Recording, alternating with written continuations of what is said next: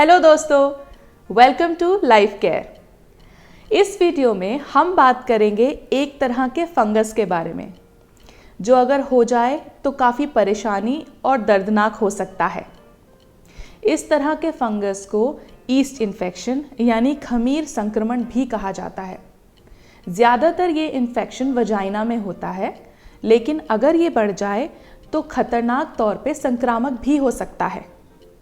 इस वीडियो में मैं आपको विस्तार से बताऊंगी कि ईस्ट इन्फेक्शन यानी खमीर संक्रमण के क्या कारण हो सकते हैं। साथ ही हम बात करेंगे कि इसके क्या घरेलू उपचार अपनाए जा सकते हैं। लेकिन ये सब तभी फायदेमंद हो सकता है जब आप इस वीडियो को गौर से सुने और ध्यान से अंत तक देखें। तो आइए बात करते हैं ईस्ट इन्फेक्शन यानी खमीर संक्रमण के बारे में। खमीर एक तरह का फंगस है जो कि कम मात्रा में वजाइना में निवास करता है, लेकिन अगर इसकी मात्रा बढ़ जाए तो महिलाओं में संक्रमण का खतरा भी बढ़ जाता है। ये महिलाओं में एक सामान्य समस्या है। इस समस्या को कैंडिडा भी कहते हैं। हालांकि खमीर वजाइना में होने वाला संक्रमण है, लेकिन इसके लक्षण शरीर के कुछ अन्य हिस्सों में जैसे स्तनों के पास, नाखूनों में, त्वचा की परतों में और पेट के निचले हिस्सों में भी देखी जा सकती है। यीस्ट इन्फेक्शन के बढ़ने की स्थिति शरीर के इम्यून सिस्टम पर निर्भर करती है। महिलाओं के बैक्टीरियल वजाइनोसिस में ये फंगस छोटी छोटी मात्रा में पाया जाता है, लेकिन जब ये अनिश्चित रूप से बढ़ने लगता है तो परेशानी का कारण बन सकता है। इस संक्रमण के पीछे कई कारण हो सकते हैं, जैसे स्ट्रेस यानी तनाव लेना, डायबिटीज़, गर्भ निरोधक गोलियों का ज़्यादा प्रयोग करना, या लगातार लंबे समय तक बीमार रहना, या फिर स्टीरॉइड्स एंड एंटीबायोटिक्स का ज़्यादा सेवन करना। ये बहुत बड़ा संक्रमण नहीं है, लेकिन वक्त रहते यदि इसका सही से इलाज ना किया जाए तो ये घातक रूप ले सकता है। इसके कुछ घरेलू उपचार भी हैं जो फ़ायदेमंद साबित हुए हैं। तो अब हम बात करते हैं कुछ घरेलू उपचारों के बारे में जो इस संक्रमण को दूर रखने में आपकी सहायता कर सकते हैं। साथ ही इनके कोई साइड इफ़ेक्ट्स भी नहीं हैं, लेकिन फिर भी मेरी सलाह है कि यदि आपको लगे कि आपको इस इन्फेक्शन का खतरा है तो डॉक्टर से एक बार कंसल्ट ज़रूर करें। एक स्वस्थ वजाइना में कई तरह के बैक्टीरिया और खमीर कोशिकाएं होती हैं। जब किसी कारणवश इन खमीर कोशिकाओं का संतुलन बिगड़ने लगता है तो यह अनियमित रूप से विकसित होने लगती हैं, जिसकी वजह से खमीर इन्फेक्शन होता है। इस इन्फेक्शन का इलाज सही समय पर करना बेहद ज़रूरी है।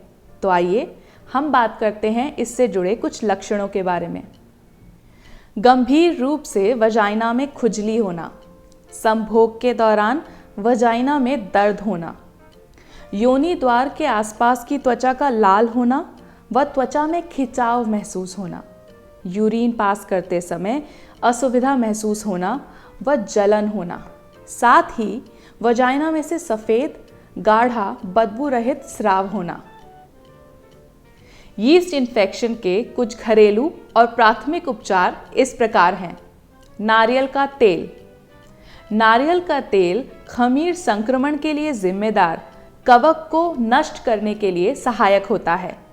शरीर के जिस भी हिस्से में ये संक्रमण हो वहाँ नारियल का तेल दिन में 3 बार ज़रूर लगाएं। सेब के सिरके का प्रयोग।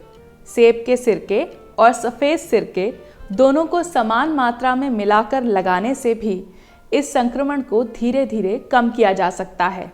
ये मिश्रण इस संक्रमण के लिए जिम्मेदार कवक को कम करने में सहायक होता है। दही को अपनाएं।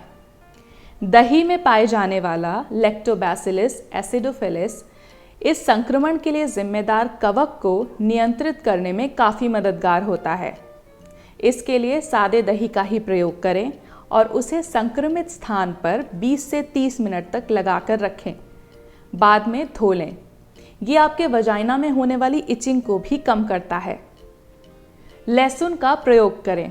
लहसुन में एंटी फंगल गुण होने के कारण ये कई तरह की बीमारियों के इलाज के लिए एक जड़ी बूटी की तरह साबित हुआ है। इसके एंटीबैक्टीरियल और एंटीबायोटिक गुणों की वजह से ये किसी भी तरह के संक्रमण को रोकने में काफ़ी मददगार है। जिन महिलाओं को खमीर संक्रमण की समस्या होती है, उनमें से कुछ महिलाएं अपनी वजाइना में लहसुन की एक कली रखकर रात में सोती हैं व सुबह उठकर उसे निकाल देती हैं। इसका प्रयोग करने से भी धीरे धीरे आप इसके बैक्टीरिया को कम कर सकते हैं। कैलेंडुला। कैलेंडुला एक जड़ी बूटी है जो एंटी इन्फ्लेमेटरी और एंटी फंगल गुणों से भरपूर है। इसीलिए इसके इस्तेमाल से आप खमीर संक्रमण के लिए जिम्मेदार फंगस को दूर कर सकते हैं।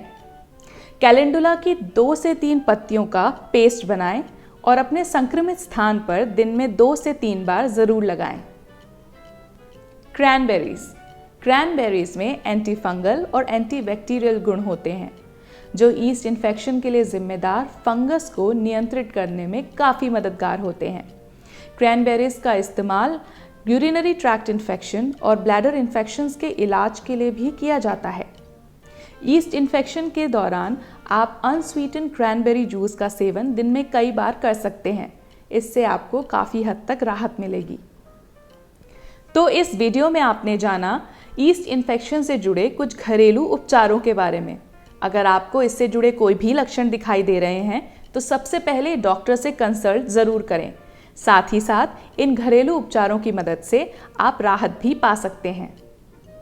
अगर आपको हमारा वीडियो पसंद आया तो लाइक, शेयर और सब्सक्राइब ज़रूर करें।